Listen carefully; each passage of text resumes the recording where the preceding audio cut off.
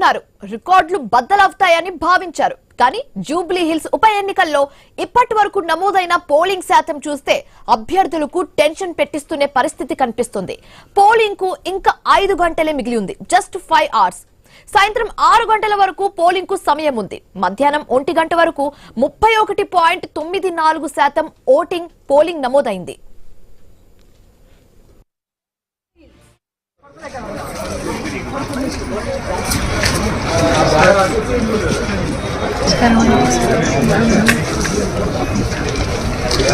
ఇప్పుడు నడవలేము, నియోజకవర్గంలోని బస్తీలు, క్లాస్ ఏరియాలోని ఏ polling booth చూసినా ఒకటే సీన్. మందకొడి కంటే దారుణంగా పోలింగ్ నమోదవుతుంది. 2023 ఎన్నికల్లో జూబ్లీ హిల్స్ లో 47.49% పోలింగ్ నమోదు కాక 2 ఏళ్ల నాటి పోలింగ్ శాతాన్ని ఈసారి క్రాస్ చేస్తుందా లేదే అనే డౌట్ నెలకొంది. ఉదయం 7 గంటలకు పోలింగ్ నమోదు కాగా ఉదయం 9 గంటల వరకు 10.02% పోలింగ్ నమోదైంది. అంటే మొత్తం 4,13,65 మంది ఓటర్లలో తొలి 2 గంటల్లో ఓట్లు వేసింది కేవలం 40,217 ఓట్లు. ఆ తర్వాత ఉదయం 11 గంటల వరకు 20.76% పోలింగ్ నమోదైనట్లుగా కేంద్ర ఎన్నికల సంఘం ప్రకటించింది. అంటే తొలి 4 గంటల్లో ఓటేసిన వారు కేవలం 83,380 మంది. ఇక మధ్యాహ్నం 1 గంట వరకు 31.94% పోలింగ్ నమోదైనట్లుగా ఈసీ వెల్లడించింది. ఉదయం 7 గంటలకు పోలింగ్ మొదలైన తర్వాత మధ్యాహ్నం 1 గంట వరకు 1,28,196 మంది ఓటేశారు. ఇంకా 2,73,169 మంది ఓటు వేయాల్సి ఉంది. అయితే ఇళ్ల నుంచి ఓటర్లు కదలడం లేదు. పోలింగ్ బూత్లు కళతప్పి కనిపిస్తున్నాయి.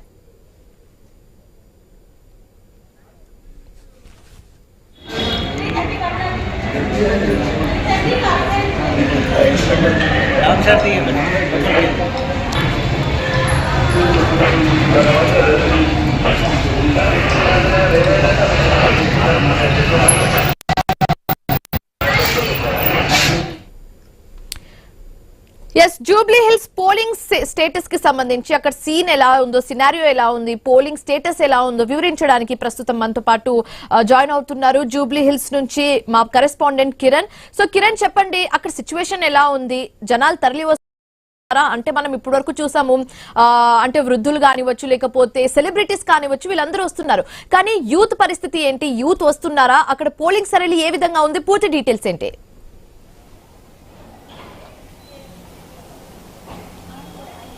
సహజంగా జూబ్లీహిల్స్ ఎన్నిక అంటేనే కొంత పోలింగ్ అయితే మందకొడిగా సాగుతుంది. గత 40 ఏళ్ల చరిత్రలో 52% ఇక్కడ హైయెస్ట్.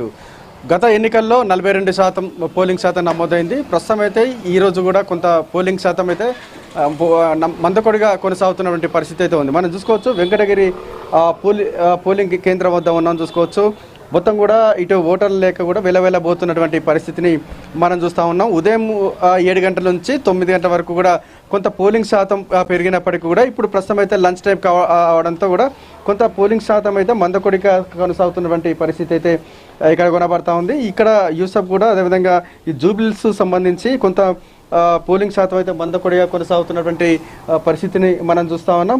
అయితే గత ఎన్నికల్లో 42% పోలింగ్ శాతం నమోదైంది. ఈసారి 60% పోలింగ్ శాతం నమోదవుతుందని కూడా అధికారులు అయితే ఒక అంచనా అయితే వేస్తున్నటువంటి పరిస్థితి ఉన్న నేపథ్యంలో ఆ దిశగా కూడా పోలింగ్ శాతం పెంచేందుకు కూడా ఇటు అధికారులు అయితే సిద్ధమవుతున్న పరిస్థితి అయితే ఉంది. మరోవైపు ఇటు బీఆర్ఎస్ కావచ్చు, కాంగ్రెస్ పార్టీ సంబంధించి ఈ ఎన్నికను కూడా సవాల్గా తీసుకున్నటువంటి నేపథ్యంలో ఇటు పోల్ మేనేజ్మెంట్ పై కూడా ఇటు కాంగ్రెస్ పార్టీ సీరియస్గా దృష్టి పెట్టినట్టుగా మనకు తెలుస్తూ ఉంది.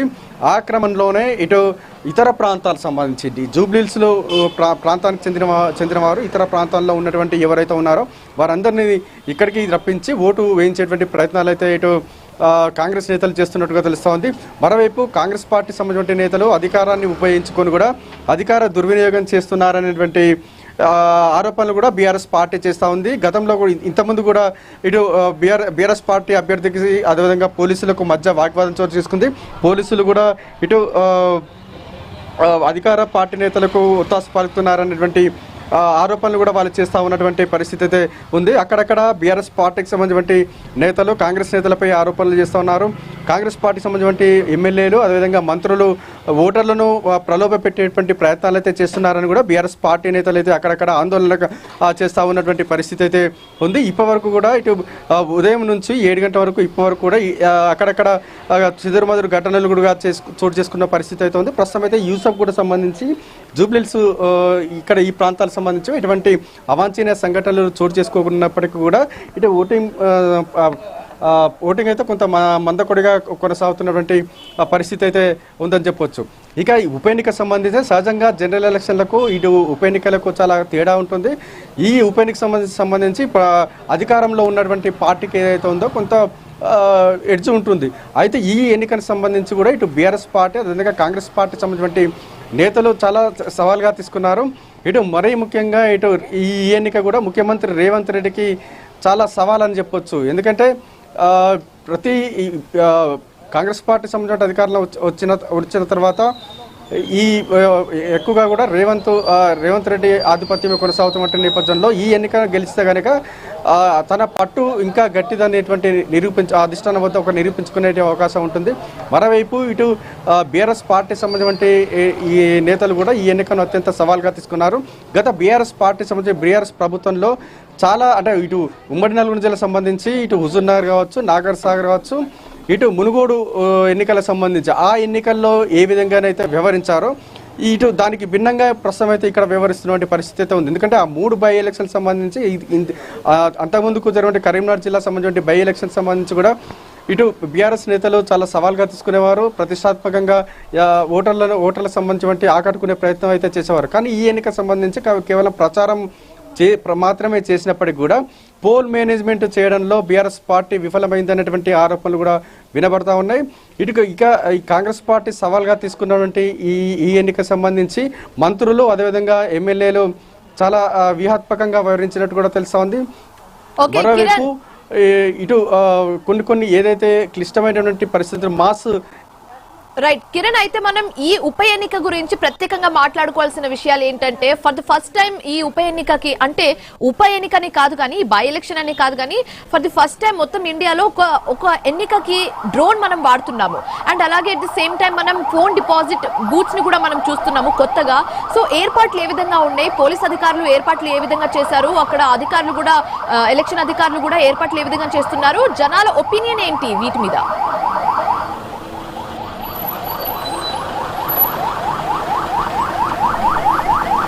అయితే ఈసారి చాలా ప్రయోగంగా పగడ్బందీగా ఒక డ్రోన్ కెమెరాను అందుబాటులో తీసుకున్నారు. ప్రతి పోలింగ్ కేంద్రం వద్ద డ్రోన్ కెమెరాలను అయితే యూజ్ చేస్తూ ఉన్నటువంటి పరిస్థితి అయితే ఉందని చెప్పొచ్చు. ఒక్క డ్రోన్ కెమెరా దాదాపు 50 నుంచి 100 మంది పోలీసులతో సమానంగా ఇటు పోలీసు ఉన్నతాధికారులు భావించారు. అందుకే ఈసారి ప్రయోగాత్మకంగా డ్రోన్ కెమెరాను అయితే తీసుకొచ్చారు. ప్రస్తుతం ఏంటంటే ఈ పోలింగ్ ఉదాహరణకు ఈ పోలింగ్ కేంద్రం ఉంది. ఈ పోలింగ్ కేంద్రం సంబంధించి చుట్టుపక్కల మొత్తం ఈ గల్లీకి సంబంధించి మొత్తం ఈ పోలింగ్ కేంద్రం చుట్టూ కూడా ఏం జరుగుతుంది, ఎటువంటి అవాంఛనీయ సంఘటనలు జరిగినప్పటికీ కూడా ఆ డ్రోన్ కెమెరా వెళ్తుంది. పోలీసులు ఏమంటే అలర్ట్ అయ్యేందుకు కూడా డ్రోన్ కెమెరా సంబంధించిన ఫుటేజ్ పోలీసు ఉన్నతాధికారులకు అదేవిధంగా రిటర్నింగ్ సంబంధించిన శాఖ అధికారులు ఆ డ్రోన్ కెమెరాలను ఎప్పటికప్పుడు పరిశీలన చేస్తారు. ఏ చిన్న ఘటన జరిగినా ఆ డ్రోన్ కెమెరా సాయం ద్వారా కూడా ఇటు సంఘటన స్థలానికి చేరుకునేందుకు కూడా ఇప్పుడు పగడ్బందీ ఏర్పాట్లు అయితే చేస్తూ ఉన్న పరిస్థితి అయితే అక్కడక్కడ చెదురుమదురు ఘటనలు కూడా జరుగుతూ ఉంది. ఇటు ఓటర్లను ప్రలోభ పెట్టేటువంటి క్రమంలో ఇటు బీఆర్ఎస్ అదేవిధంగా కాంగ్రెస్ నేతల మధ్య వాగ్వాదాలు అదేవిధంగా కొన్ని స్వల్ప ఘర్షణలు చోటు చేసుకుంటున్న నేపథ్యంలో ఆ డ్రోన్ కెమెరా సంబంధించి కూడా కొంత పోలీసులకు ఎవిడెన్స్గా మారింది. ఎందుకంటే ఏ చిన్న ఘటన జరిగినా అలర్ట్ అయ్యేందుకు కూడా ఈ డ్రోన్ సహాయంతో కూడా ఎప్పటికూ కమాండ్ కంట్రోల్ రూమ్ ద్వారా ఇటు పోలీసులు ఆపరేట్ చేస్తూ ఉన్నటువంటి పరిస్థితి అయితే ఉంది. ఓ విధంగా చెప్పాలంటే ఈ ప్రయోగం చాలా సక్సెస్గా కొనసాగుతుందని కూడా చెప్పొచ్చు. ఇక బందోబస్తు విషయానికి వస్తే మాత్రం అతి సమస్యాత్మక ప్రాంతాలకు సంబంధించి చాలా పగడ్బందీగా బందోబస్తు అయితే ఇక్కడ కొనసాగుతుంది. డ్రోన్ కెమెరాలతో సహా సిఆర్పిఎఫ్ బలగాలు కూడా ఇటు సమస్యాత్మక ప్రాంతాలకు సంబంధించి గట్టి బందోబస్తు అయితే ఏర్పాటు చేసిన పరిస్థితి అయితే ఉంది. ఇప్పటికే ఇటు ఎవరైతే పాత నేరస్తులతో పాటు రౌడీ షీటర్లను కూడా బైండ్ ఓవర్ చేశారు. లైసెన్స్ వెపన్లను కూడా ఇప్పటికే ముందస్తు జాగ్రత్తగా కూడా లైసెన్స్ వెపన్లు కూడా సీజ్ చేసిన పరిస్థితి అయితే ఉన్న నేపథ్యంలో ఎటువంటి అవాంఛనీయ సంఘటనలు జోడు చేసుకోకుండా ఇటు ఈ ఎన్నికను అత్యంత ప్రశాంతమైనటువంటి వాతావరణంలో జరిపేందుకు కూడా పోలీస్ శాఖ అన్ని చర్యలు అయితే చేపడుతుంది. ఉదయం 7 గంటల నుంచి ఇప్పటి వరకు చిన్న చిన్న ఘటనలు మినహా చెదురుమదురు ఘటనలు మినహా అవాంఛనీయ సంఘటనలు అయితే చోటు చేసుకోలేదు. ఇదే ప్రశాంతమైనటువంటి వాతావరణంలో ఎన్నిక జరిపే విధంగా కూడా అధికారులు అయితే అన్ని ఏర్పాట్లు అయితే చేశారు. ప్రస్తుతం అయితే పోలింగ్ శాతం అయితే మందకొడిగా కొనసాగుతున్నటువంటి నేపథ్యంలో సాయంత్రం 4 గంటల నుంచి 6 గంటల వరకు పోలింగ్ శాతం పెరిగేటువంటి అవకాశాలు అయితే ఉన్నాయని చెప్పొచ్చు. ఉదయం నుంచి ఇప్పటి వరకు వృద్ధులు అదేవిధంగా 45 ఏళ్ళ పైబడిన వాళ్ళే ఎక్కువగా ఓటు హక్కు వినియోగించుకున్నారు. కొత్తగా ఓటు వచ్చిన వారు అదేవిధంగా యూత్ ఎక్కువగా కూడా సాయంత్రం వారి ఓటు శాతం పెరిగేటువంటి అవకాశాలు ఉన్నట్టు కూడా మనకు ఇక్కడ ఉన్నటువంటి పరిస్థితులు చూస్తే తెలుస్తూ ఉంది. మరి ముఖ్యంగా ఇటు పోలింగ్ శాతాన్ని పెంచేందుకు కూడా ఇటు అధికార పార్టీ సంబంధించిన నేతలు అయితే అస్త్రాలైతే ఉపయోగిస్తున్న పరిస్థితులు అయితే ఉన్నాయని చెప్పొచ్చు. ఎక్కడైతే మాస్ పబ్లిక్ను అదేవిధంగా న్యూట్రల్ ఓట్లను టార్గెట్గా కూడా ఇటు చాలా వ్యూహాత్మకంగా వ్యవహరిస్తున్నట్టుగా తెలుస్తూ ఉంది. ఇక్కడ జూబ్లీహిల్స్ ఎన్నికలకు సంబంధించి ఇక్కడ ముస్లిం మైనార్టీ ఓట్లు చాలా కీలకం కాబట్టి ముందస్తు వ్యూహంగానే ఇక్కడ ఎన్నికల ముందు అజారుద్దీన్కి మంత్రి పదవి ఇవ్వడం అదేవిధంగా ఎంఐఎం సపోర్టు తీసుకోవడం వంటి వ్యూహాత్మకంగా కాంగ్రెస్ పార్టీ వ్యవహరించడంలో కొంత సక్సెస్ అయిందని కూడా చెప్పొచ్చు. అయితే ఇటు ఏమాత్రం బీఆర్ఎస్ పార్టీకి ఛాన్స్ లేకుండా కూడా ఇటు కాంగ్రెస్ పార్టీ చాలా వ్యూహాత్మకంగా వ్యవహరిస్తుంది. పోల్ మేనేజ్మెంట్లో చాలా సక్సెస్ అయినట్టు కూడా మనకు తెలుస్తూ ఉంది. ముఖ్యంగా మాస్ ఏరియాల్లో ఇటు యూసఫ్ కూడా కావచ్చు ఇటు ఎర్రగడ్డకు సంబంధించి అక్కడ ఆ ఏరియాలకు సంబంధించి కూడా చాలా ఇటు కాంగ్రెస్ పార్టీ సంబంధించిన అగ్రనేతలంతా కూడా అక్కడనే తిష్ట వేసి కూడా ఇటు పోల్ మేనేజ్మెంట్ చేస్తున్నారని కూడా తెలుస్తూ ఉంది. ఈ విధంగా కూడా ఈ ఎన్నికను అత్యంత సవాల్గా తీసుకున్న